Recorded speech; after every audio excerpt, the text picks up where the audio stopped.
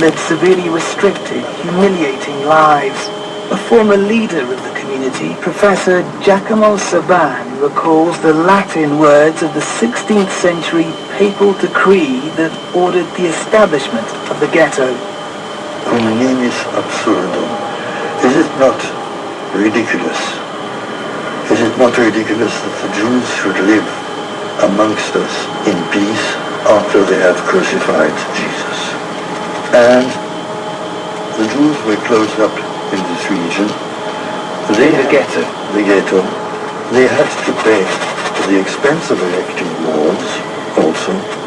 And behind those walls there were very strict limits on how Rome's Jews could make a living.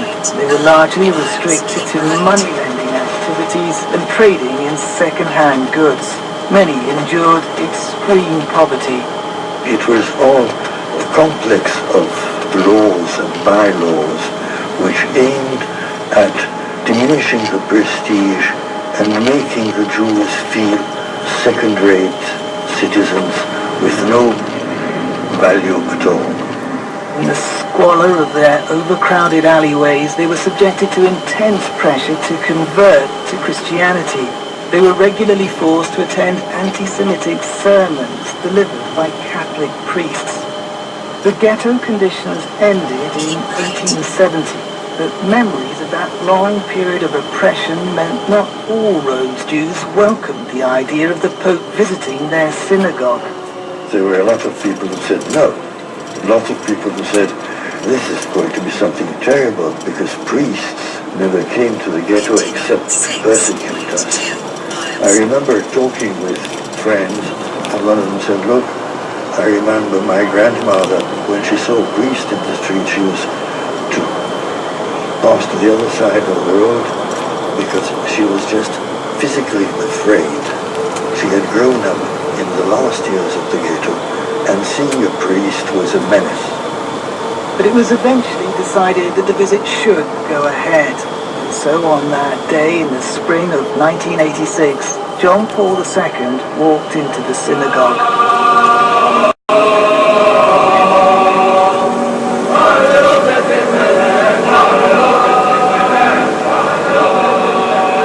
As the choir welcomed him, the smiling Pope strode slowly down the central aisle.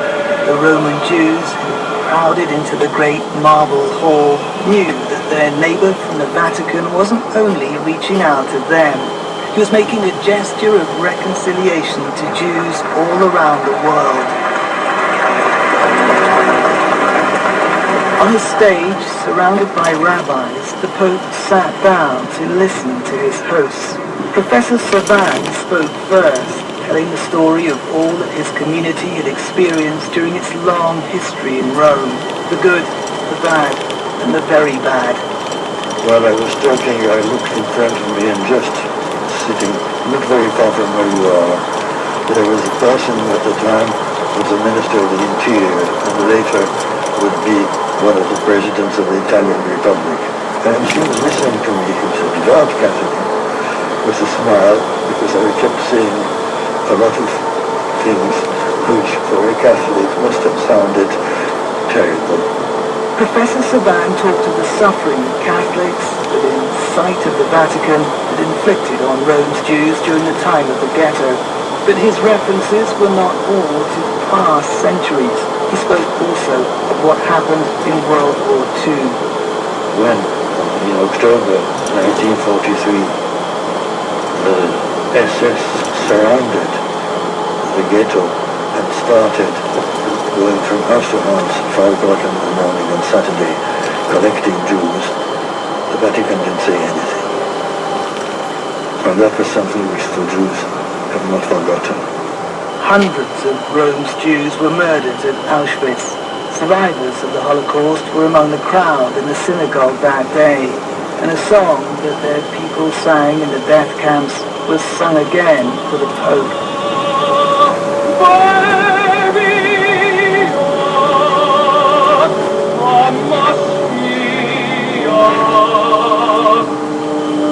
Eventually, John Paul delivered his message to the Jewish world. In the course of his speech, he emphatically rejected the old Christian idea that Jews could be held collectively responsible for the death of Christ.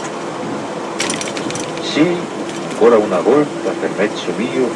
Yes, once again, through myself, the Church deplores the hatred, persecutions, and displays of anti-Semitism directed against the Jews at any time and by anyone. I repeat, by anyone.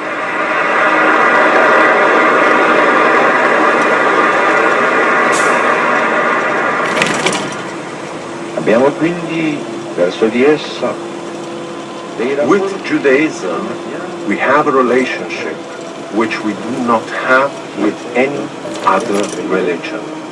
You are our dearly beloved brothers, and in a certain way, it could be said that you are our elder brothers.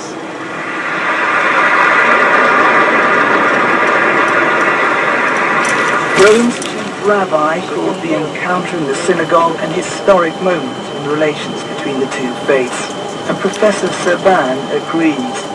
I had reactions from all over the world, and I remember a cousin of mine who lived in Argentine, who wrote immediately, we all watched this on the television, and it was so extraordinary, and everybody was so enthusiastic and so on. So I mean, even in Argentine, there were people who were interested.